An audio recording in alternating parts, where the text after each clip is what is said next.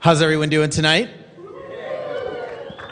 My name is Nate De Niro, and I'm here to tell you about Abraham Hyatt, our first speaker, and his talk, Give Me Back My Facebook, What You Don't Understand About Web Users.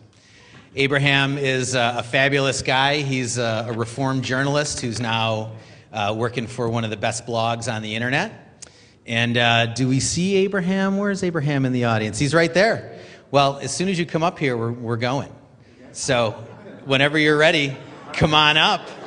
You got the microphone. Abraham. All right. So my name's Abraham Hyatt. I'm going to talk about what you don't know about web users. I'm the production editor at ReadWriteWeb. We are a news site. We write about web technology. Been around for about 7 years. Get about 5 million page views a month. We write about web tech, like I said. Last February 10th, we wrote a story about Facebook. What the story was about is irrelevant. What mattered most is that the headline had the words Facebook and login in it. After we posted it, we suddenly started to see this massive spike in traffic, more than we'd ever seen for a single story on a single day. Well, the first comment should have been a hint about what was happening. Okay, if I have to, I will comment. I love Facebook, so right now, just want to log in. If that's okay with you, LOL, keep up the good work. Over the next couple hours, we were to see several hundred more comments, many of which were along this same line. What was happening? Oh, here we go. Let's read a couple more. Please give me back the old Facebook login. This is crazy. I just want to sign in. Excuse me, why not just leave it alone?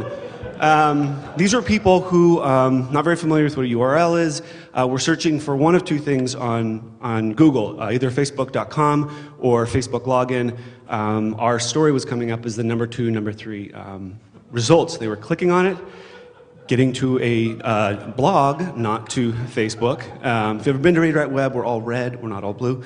And they would scroll down through the entire story until they got to the bottom and they found the comment box. And on the comment box was that nice blue little Facebook logo. They would try to sign in, nothing would happen, and they wouldn't know what to do. This is actually not a unique story. 2004, a site called OK Cancel wrote a story about Google. Cancel, Google, yeah, you know what happens next here. The guy actually deleted most of the comments in like 2007, but some of them that have gone up since then have the same feeling and tone as the ones that we had. Please remove Google as my homepage, thank you. I want Google to go and want my Comcast back.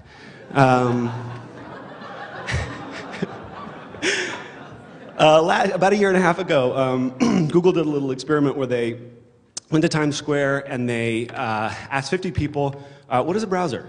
What is the difference between a browser and a search engine? The answers are pretty amusing.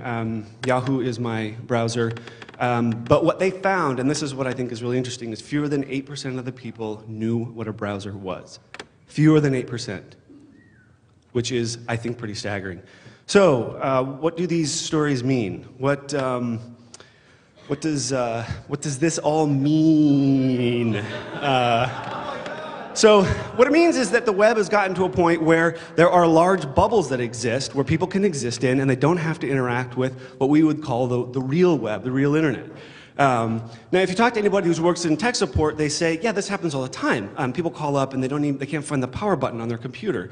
And that's true. But the main difference is when you're online, there is no tech support. So they end up in these comment sections.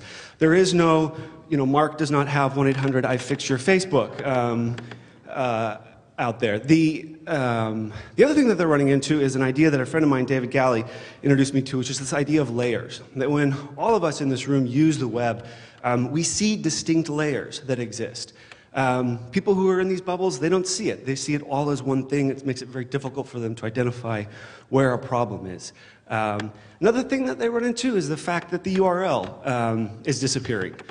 Whether it's because of shorteners or for whatever reason, we all know that the URL is how we see where our location online, the safety of a site, and that's just not a tool that they have. That's not a skill that they have.